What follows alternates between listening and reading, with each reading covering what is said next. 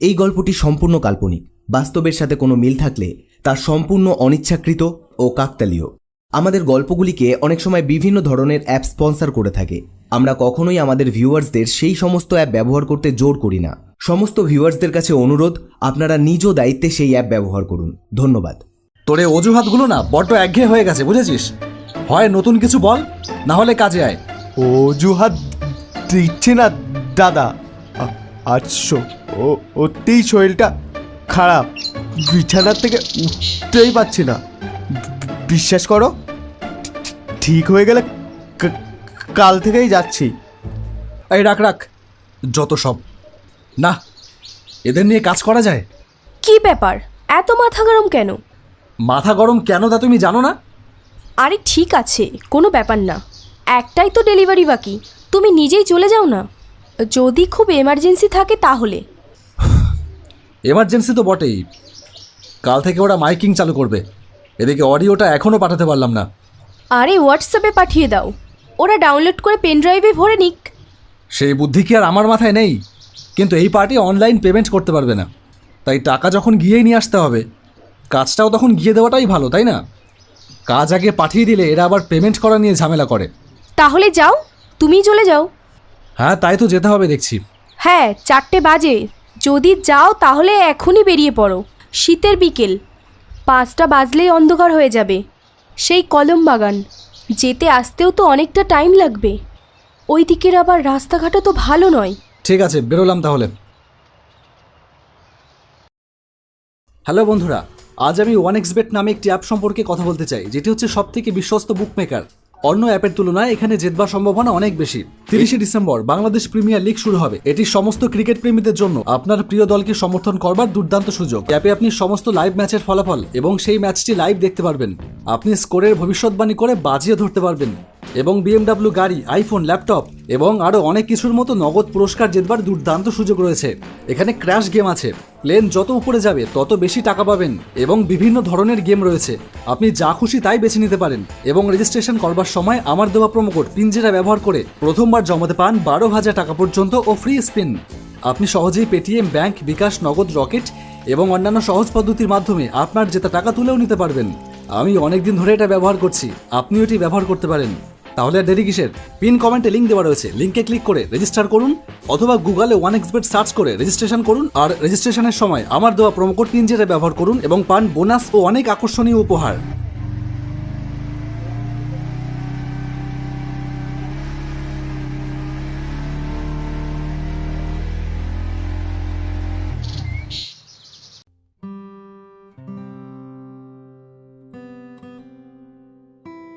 দাদা নেই? না, দাদা তো একটু বেরিয়েছে। কিছু দরকার? হ্যাঁ, তোমাদের অডিওটা দিতে এসেছিলাম। ও, দিয়ে যান, আমি রেখে দিচ্ছি। পেমেন্টটাও কি তুমিই করবে? না না, সেটা তো দাদাই করবে। আপনি পেন ড্রাইভটা রেখে যান না, দাদা এসে পেমেন্ট করে দেবে। ফোন করো। আচ্ছা, করছি। হ্যালো দাদা, ওই অডিওটা ডেলিভারি দিতে এসেছে। হ্যাঁ হ্যাঁ বলেছি, বলছি পেমেন্টটা নাকি এখনই করে দিতে হবে। আচ্ছা, বলছি। দাদা একটু বসতে বললো, আসছে এক্ষুনি। কতক্ষণ লাগবে? তা আধ ঘন্টা ধরে নিন। ঠিক আছে, আমি একটু ঘুরেই আসছি তাহলে। আধ ঘন্টা পরেই আসছি। বেকার বেকার আধা ঘন্টা বসে থাকার কোনো মানেই হয় না, তাই বাইকটা নিয়ে বেরিয়ে পড়লাম। কিছুই না, একটু এদিক ওদিক ঘুরে আধ ঘন্টা সময় কাটানো। বড় রাস্তা থেকে হঠাৎই কেন জানি না কি মনে হলো, বাইকের হ্যান্ডেলটা ঘুরিয়ে বাদিকের একটা গলির রাস্তায় ঢুকে পড়লাম। আগে কোনোদিনও আসা হয়নি এই রাস্তায়, কিন্তু কেন যেন মনে হচ্ছে বারবার যে এই রাস্তাটা যেন আমাকে কোথাও একটা নিয়ে যেতে চাইছে। আমি যেন আমার নিজের ইচ্ছায় এই রাস্তায় আসিনি। এবার রাস্তার ধারের বাড়িগুলো ক্রমশ কমে আসতে শুরু করলো। জনবসতি বোধহয় এই পর্যন্তই। এখন রাস্তাটা যেদিকে চলেছে তার চারপাশে কোনো বসত বাড়ি নেই, শুধু বাঁশবনের ঝাড় মাঝে মাঝে আর ফাঁকা মাঠ। কিসের টানে জানি না আমি এগিয়ে যাচ্ছি ক্রমশ। কোন দিকে যাচ্ছি, কেন যাচ্ছি জানি না। হঠাৎ ফোনটা বেজে উঠতেই আমার চমক ভাঙল। বাইকটা দাঁড় করিয়ে ফোনটা বার করে রিসিভ করলাম। হ্যালো। হ্যাঁ, আপনি কোথায় আছেন? আমি এই তো পাশেই আছি, বলো। আপনি আসুন, দাদা এসে গেছে, আপনাকে ডাকছে। হ্যাঁ হ্যাঁ, আসছি, এক্ষুনি আসছি।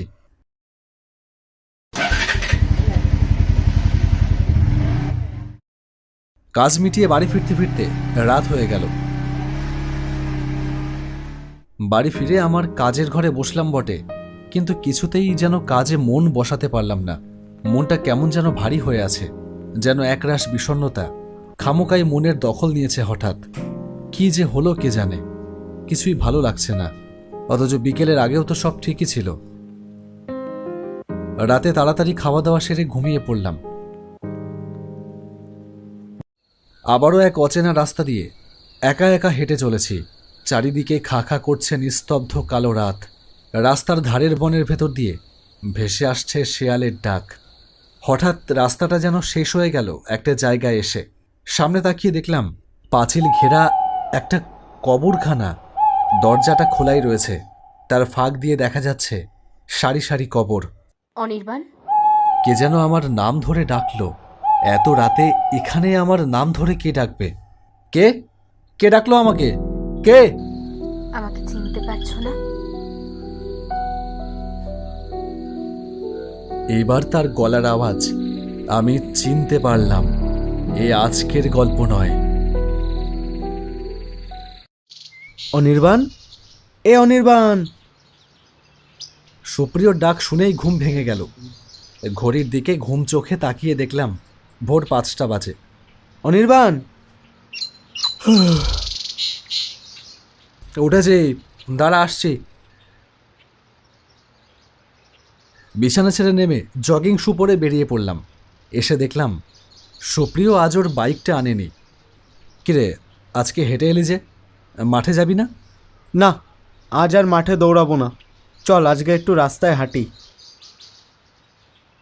হাঁটতে হাঁটতে আমরা 6ঘড়িয়া গির্জার কাছে চলে এলাম। সুপ্রিয় বলল, এই অনির্বাণ, চল গির্জায় যাবি? গির্জায় ঢুকতে দেবে? হ্যাঁ, কেন দেবে না? সকালবেলা প্রার্থনা হয়, শুনতে দারুণ লাগে। আমি আগেও একদিন এসে শুনেছি। যাবি তো চল। চল বলছিস যখন। এ কি, সব তো খালি। তাহলে আজ মনে হয় প্রার্থনা শেষ হয়ে গেছে। আমাদের একটু দেরি হয়ে গেল আসতে, আর একটু আগে এলেই হতো। পেছন ঘুরেই দেখলাম একটা মেয়ে এসে দাঁড়িয়েছে। কাউকে খুঁজছেন? না না, কাউকে খুঁজছি না, একটু প্রার্থনা শুনবো বলে এসেছিলাম। প্রার্থনা তো 5:30টায় শেষ হয়ে যায়। আজকে আর শুনতে পারবেন না, কালকে 5টার মধ্যে আসুন, কালকে শুনতে পাবেন। কেমন? মেয়েটার কথার ভেতর অদ্ভুত এক জাদু ছিল, যা আমার মনের ওপর সেই প্রথম সাক্ষাতেই এক গভীর ছাপ ফেলে গেল। কি রে, হা করে কি দেখছিস? চল। হ্যাঁ হ্যাঁ, চল চল।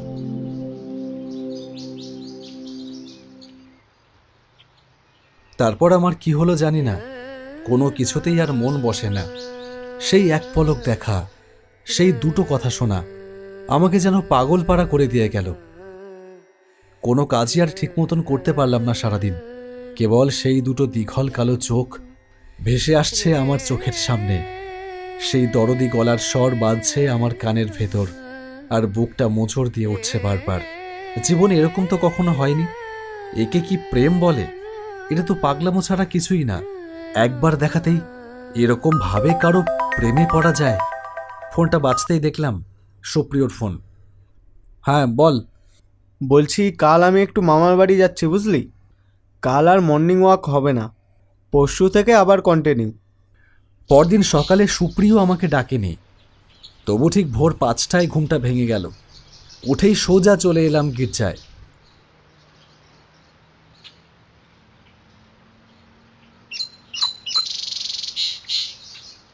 আজকে প্রার্থনা শেষ হবার পর তার সাথে মুখোমুখি দেখা হলো। সেই প্রথম বলল, কি আজ টাইমে এসেছেন তো? প্রার্থনা শুনেছেন? হ্যাঁ শুনেছি। আচ্ছা, কাল আবার আসবেন। এইটুকু বলেই সে পাশ ফিরে চলে গেল। এইটুকুই বা কম কি সে? এই যে এইটুকুর মধ্যে সে আমাকে আগামী দিনের জন্য আমন্ত্রণ জানিয়ে গেল, সেটা কি কম বড় প্রাপ্তি? পরদিন সুপ্রিয়কে এটা ওটা বলে কাটিয়ে দিলাম। বললাম যে আমার শরীর খারাপ, আজ আর যাব না। তারপর ভোরবেলায় একা একাই বেরিয়ে পড়লাম। আবার তার সাথে দেখা হলো, সেই একই জায়গায়।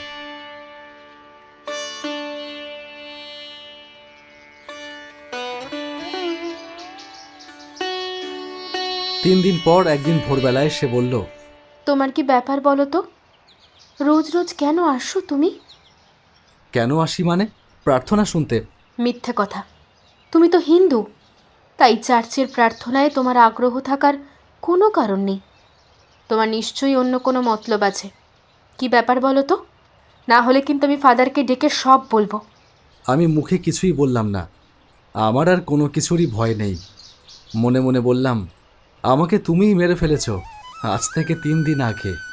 তোমার ফাদার আমাকে আর কি করবে? মেয়েটা বোধহয় আমার মনের কথা শুনে ফেলল। বলল, দেখো, তুমি কাল থেকে আর এসো না। আমি পারবো না, আমি আসবই।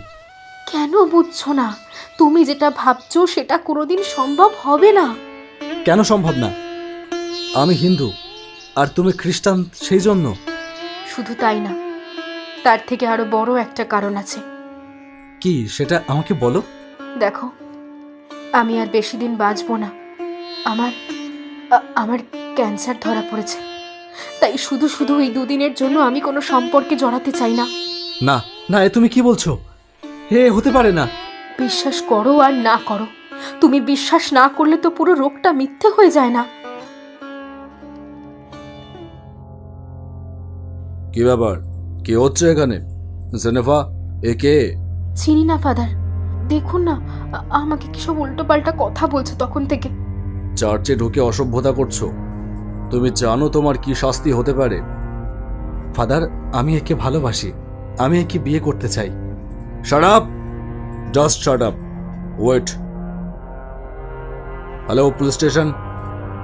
আমার 7 দিনের জেল হয়ে গেল। জেল থেকে বেরিয়ে ভেবেছিলাম আবার যাব গির্জায় প্রতিশোধ নিতে, কিন্তু আর যাইনি। সেদিন আমি ফাদারকে ওভাবে না বললে, আর যদি তোমার ওই শাস্তিটুকু না হতো, তাহলে তোমার মোহ মুক্তি হতো না। তুমি আমাকে ক্ষমা করো। কিন্তু তুমি এখানে? আমি সেদিন তোমাকে মিথ্যে বলিনি। সত্যি আমার ক্যান্সার ছিল। ওই চার্চ থেকে আমাকে বাড়িতে পাঠিয়ে দেওয়া হয়। এখানেই আমার বাড়ি, আর এই কবরখানা আমার চিরকালের বাড়ি। তার মানে? মানে আবার কি? আমি মারা গেছি আজ থেকে 3 বছর আগে। না না, এ তুমি কি বলছো? হে, হতে পারে না। এ হতে পারে না জেনেভা। এই তো তুমি দিব্যি আমার সামনে দাঁড়িয়ে আছো, আমার সাথে কথা বলছো। কেউ তোমার সামনে দাঁড়িয়ে নেই, কেউ তোমার সঙ্গে কথা বলছে না। সবটাই মায়া। এই মায়াই তোমাকে এই পথে টেনে এনেছে। এই মায়া বড় খারাপ জিনিস। ভালোবাসা ছিন্ন ভিন্ন হয়ে যায়, মায়া থেকে যায়। যাও, চলে যাও, আর এখানে এসো না। যাও। না জেনেভা, জেনেভা, জেনেভা! ঘুম ভেঙে জেগে উঠলাম বিছানায়। হে, সব কি দেখলাম? জেনেভা! হন্তর্দন্ত হয়ে বেরিয়ে পড়লাম।